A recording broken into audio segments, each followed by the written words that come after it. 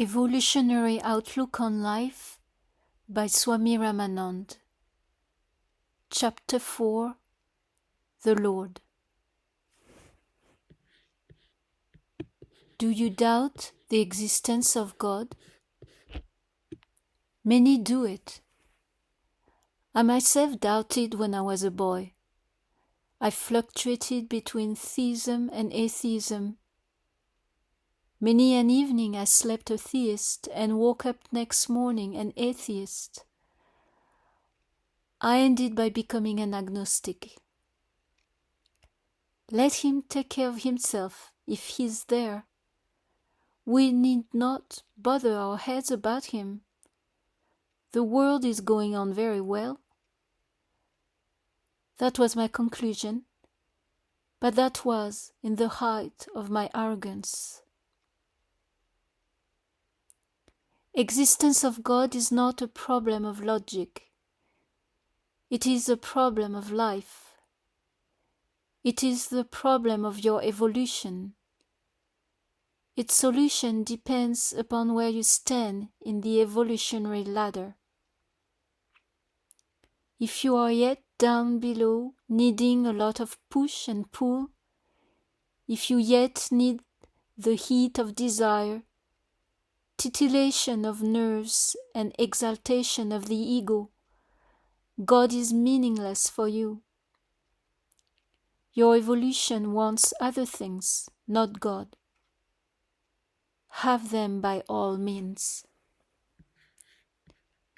When you have had enough of those experiences, when your awareness is grown, when capacity of serious thought has awakened, and when the desire to understand the meaning of life is born in you, then alone you will be able to believe. Then you will need no arguments. Then will belief have meaning.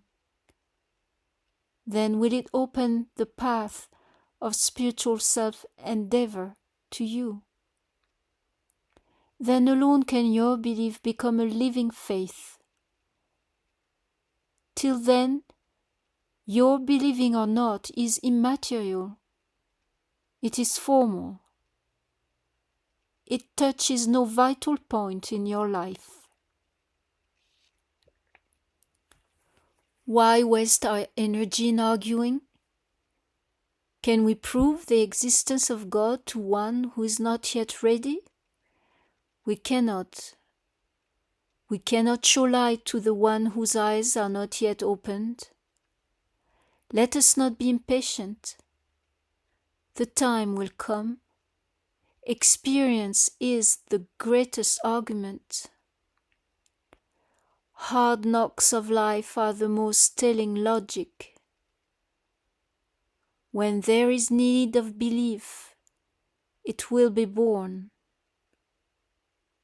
The law of evolutionary necessity works everywhere. If it is adversity which drives one to believe, then belief certainly is a self-delusion, you may argue.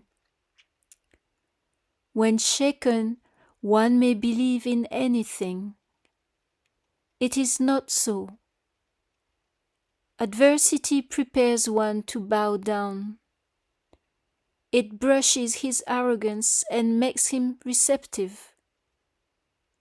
It creates a depth in his consciousness, and he is able to appreciate what he could not heretofore. Be not mistaken. We are giving no arguments. We are not threatening you into belief.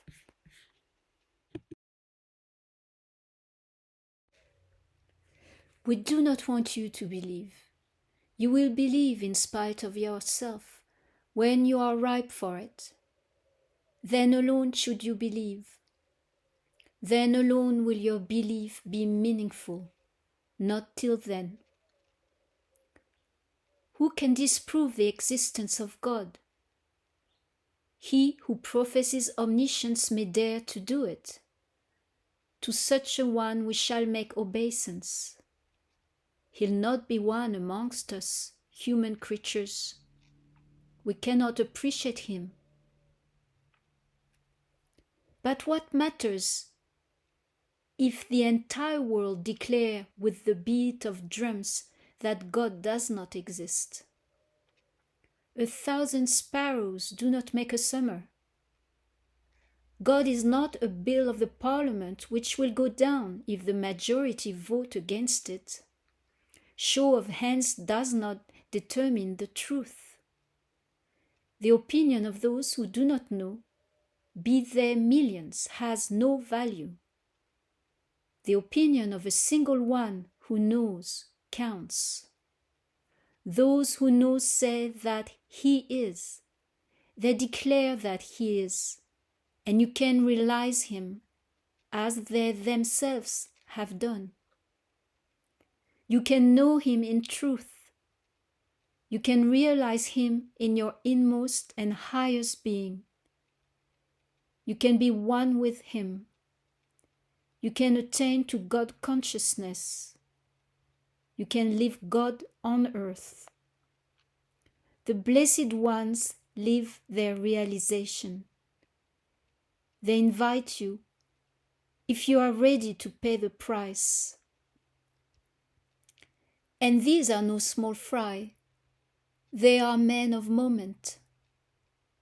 Trace the evolution of the concept of God backwards.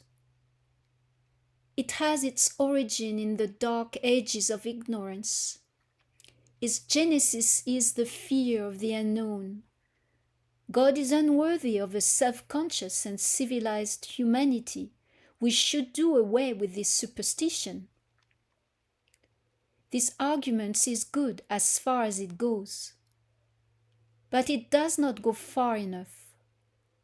All this is wide off the mark. What has this to do with the existence or non-existence of God? The story of the evolution of wheat does not touch the problem whether wheat bread can satisfy hunger. The arguments only shows how the concept of God has evolved. Man makes God in his own image. It is a mere idealization. There is so much difference in the idea of God amongst men, it is objected. There is nothing objectionable in it. God is not an ordinary physical being. He cannot be seen and measured as other objects. He transcends all and manifests as all. Beyond time and space, he is manifesting as and through time and space in his infinity. Who would measure him? And with what rod? Who can have a photograph of him? Mind reaches him not. Intellect fails. What wonder if we vary in our ideas of that transcendental reality? We are an image of him. What wonder if we make him in our own image? That merely reflects the truth. He is the repository of all virtues. What wrong is there if he appears as an idealization to man? He has infinite aspects. Human mind cannot exhaust them all. All multiplicity cannot come up to him. Existing variety of ideas does not cope with his infinity. Saints realize him, but none can exhaust him by realization. You can be one with him, merge yourself in him, but cannot measure him. The infinite always eludes the measuring rod. It is ever infinite, the immeasurable. His existence requires no proof. It is self-evident. He is the proof of all existences. All that exists because of Him. His one existence which is manifesting variously. It is His light which is shining in all lights. It is His love which is throbbing in all hearts.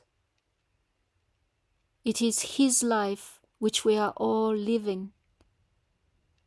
He is manifesting as all. He is too big for our small human vision, which cannot comprehend the whole. An ant knows only a single leaf. It does not know the whole tree. The frog knows its own pond. It does not know the wide world. We know only an aspect, a tiny aspect of His being. We do not know the mighty Lord, though we live and have our being in Him all the time. He is manifesting as all, as good and evil, as high and low, as joy and pain, etc. There is nothing else but He, and He transcends it all too.